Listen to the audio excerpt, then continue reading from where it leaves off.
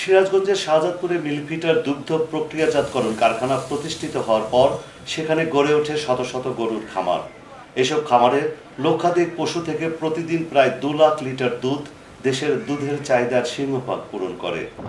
সম্প্রতি বন্যায় করতোয়া নদীর পানি বেড়ে যাওয়ায় চারণভূমি তলিয়ে যায়।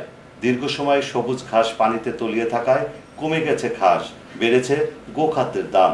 বর্ষার সিজনে দেখা যায় যে আমার গরুর খরচ হয় হলো 10,000, আমি পাই হলো 5,000।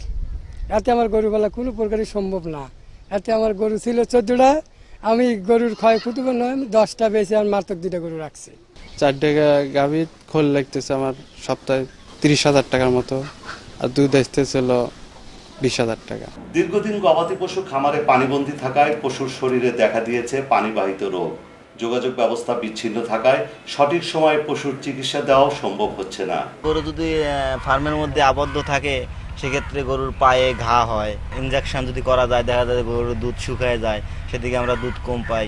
পুরো বন্যার কারণে আমাদের এই খ্যারের সমস্যা, তারপরে ভুসি টুসির দাম বেড়ে গেছে।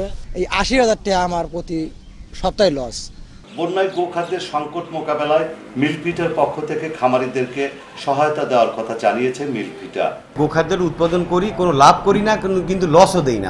আমরা এই ভিত্তিতে আমরা প্রত্যেকটা খামারিকে আমরা গোখাদ্যটা পৌঁছে দিই, যাতে এই বন্যার মৌসুমে কোনো গবাদি পশুর কোনো রকম কষ্ট না হয়। পানিবাহিত রোগ প্রতিরোধে জেলা প্রাণী সম্পদ অধিদপ্তরের পক্ষ থেকে পশু চিকিৎসকদের সমন্বয়ে মেডিকেল টিম গঠনের পাশাপাশি খামারিদের সচেতনতামূলক পরামর্শ দেওয়া হয়েছে। আমাদের ভ্যাকসিন কার্যক্রম এবং মেডিকেল টিম সর্বদা প্রস্তুত আছে এবং আমার 24 ঘন্টা সেখানে আমাদের নিবিড় সেবা দান কার্যক্রম অব্যাহত রেখেছি। সিরাজগঞ্জের শাহজাদপুর থেকে ফেরদৌস রবিন, চ্যানেল আই।